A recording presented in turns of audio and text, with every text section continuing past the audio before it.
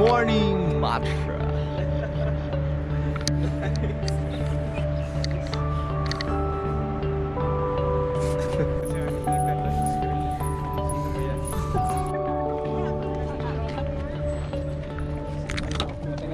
Wala dyan, mawala ka lang. Ilista na lang namin.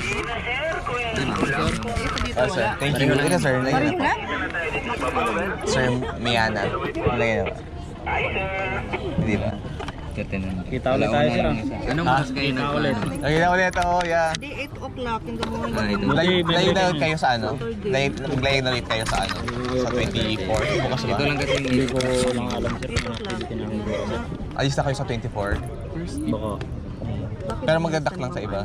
Hindi ko alam sir. Oo. Wala akong idea sir. Uy, thank you ah. Thank you kay Kati pa. Dahil kasama ka sa vlog. Parang bilis ng panahon dito.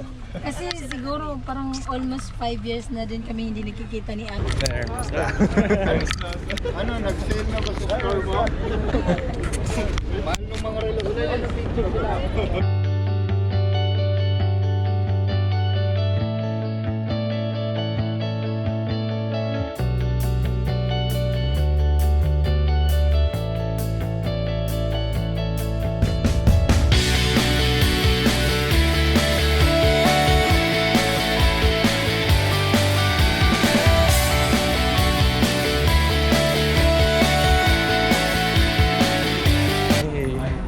Sir, good morning.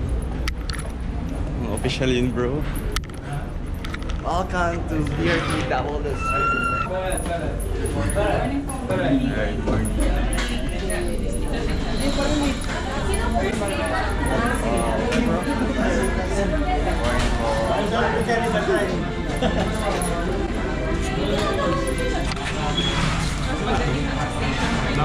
Pero serve lang muna kasi pag dito hindi na makakapag-piano.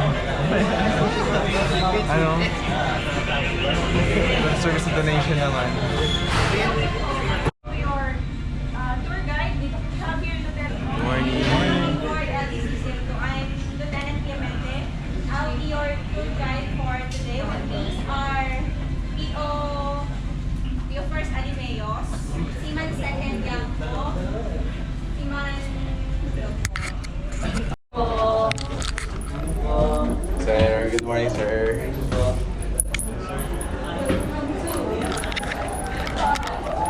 No, amazing. Hi, sir, good morning. Welcome dito sa bridge ng Barko. Kung saan, sige pasok lang. Sige lang. Sige. Meron pa? Sige, so magandang umaga. Short lang tayo dito. Introduction ng mga President Brp Ramon, ang Communication Officer ng Barko. Sa likuran nyo, sa tabi nyo, andyan yung mga tropa ng Operations Department. And of course, yung aming Executive Officer, ang Second in Command sa Barko, si Commander Poblacion, nasa pintuan. So, dito sa harapan nyo, makikita nyo ang tinatawag na Bridge Control Console. Andito yung navigation at saka communication equipment ng Barko. Navigation para mag-move kami at communication para maka-communicate kami sa ibang barko, sa headquarters, etc. So, makikita nyo yung mga ano ko na lang, saglit lang yung ano. Ito yung electronic chart. So, andyan yung chart ng buong mundo. Para pag magbibiyahe kami, lalabas dyan yung ruta namin. Ito naman yung radar. Siya naman yung nagpipick up ng lahat ng contact sa vicinity namin, up to 90 nautical miles.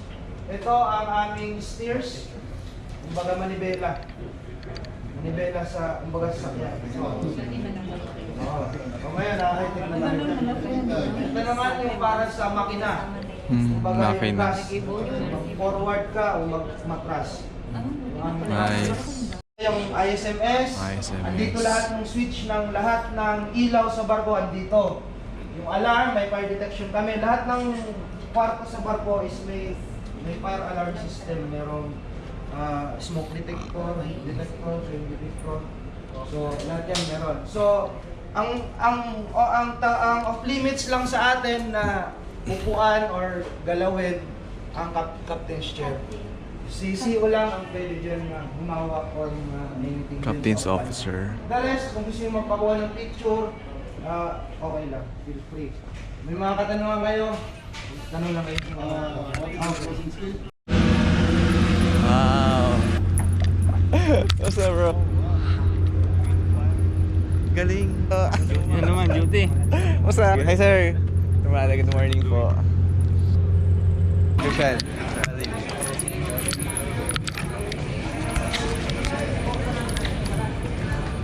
Ito dito sila nag-activity, bro. Activity center. Sir, ma'am, dito matay ma'am.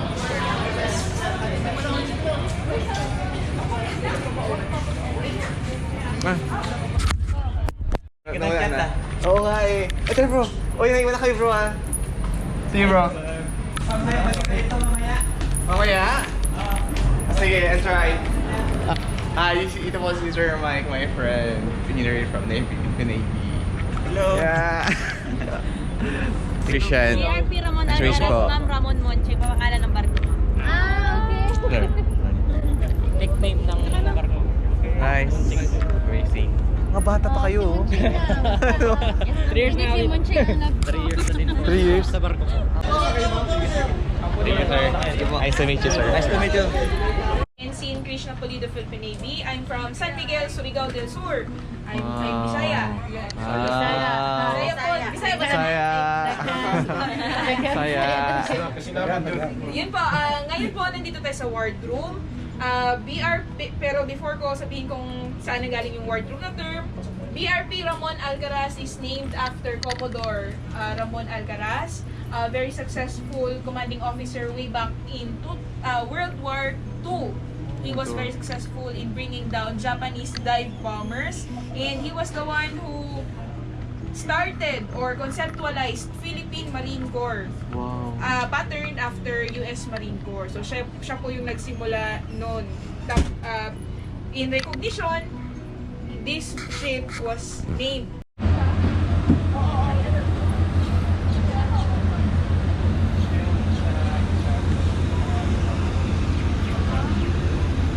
Ito po yung tinatawag ng bridge. Control po, patanaw po. GPS. Ang tawag GPS po to? dito, GPS, control panel. AIS, Wow. interface na po. May AAS pa? Kung tayo nag-abante o magpapakit Advance. atras, ito po yung control ng speed ng barko. Christian. Sa prop, sa maperan po sa harapan. Ito lang yung gagalaw yun. Ginagamit yun pag dinikit tayo ng gear. Tapos ito yung authentic compass. Dito natin sinisigurado kung nasa track pa rin tayo sa dikit sa barko. Tingnan natin. Ito yung voice tube. Kadalasan may lookout doon sa taas, nire-report siya kung may contact sa harapan o floating objects. Ito po yung horn. Busina ng barko. Ginagamit siya kung aatras, collision. Pag aatras, tatlong long na horn.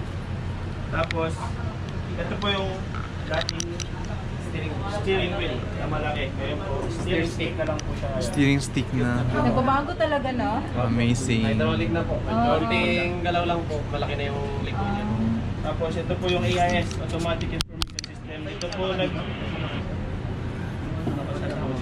Once na may AIS po yung barko, mag-a-appear po dito yung mga information niya.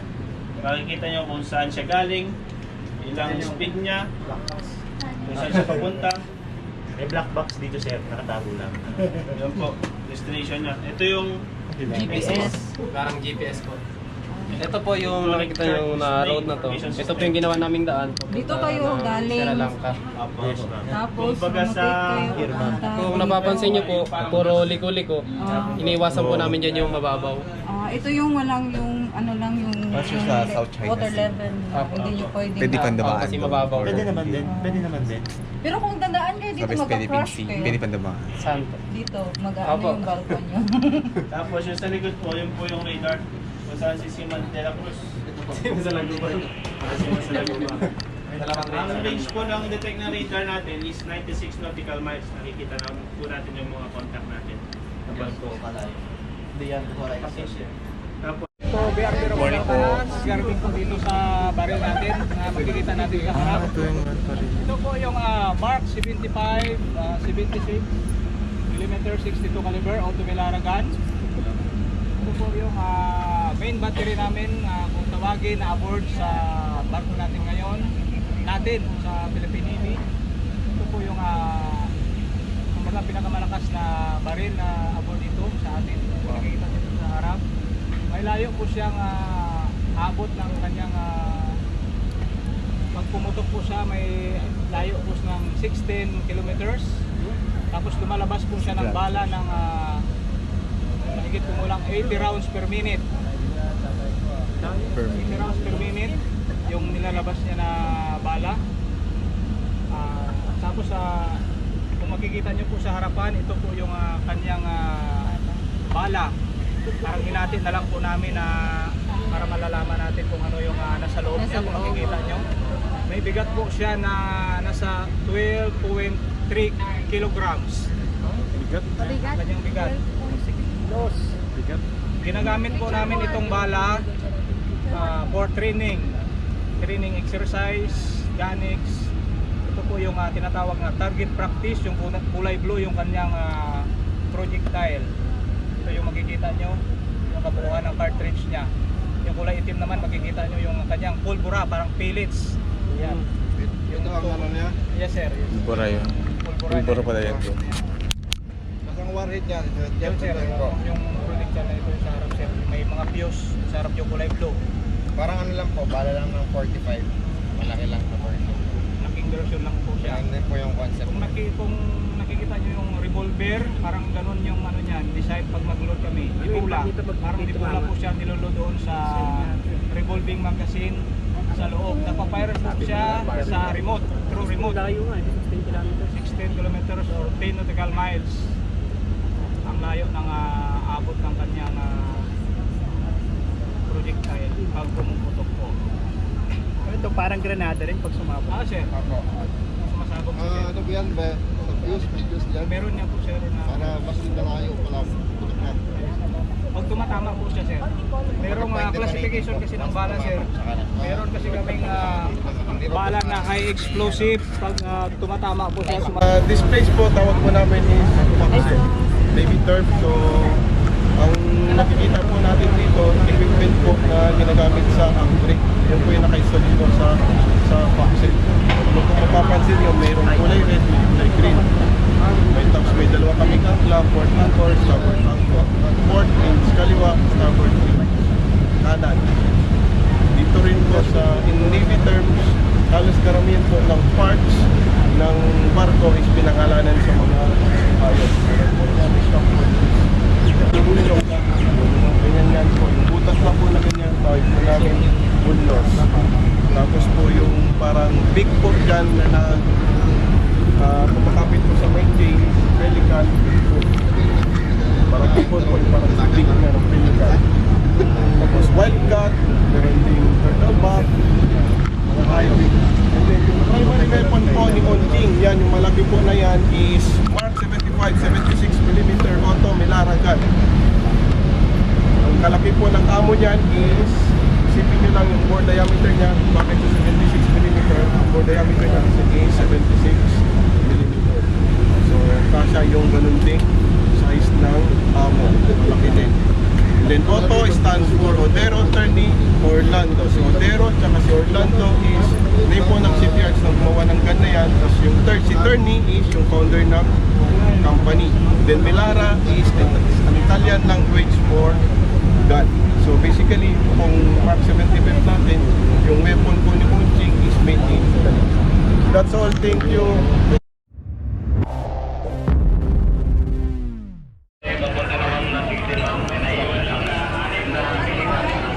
Thank you po.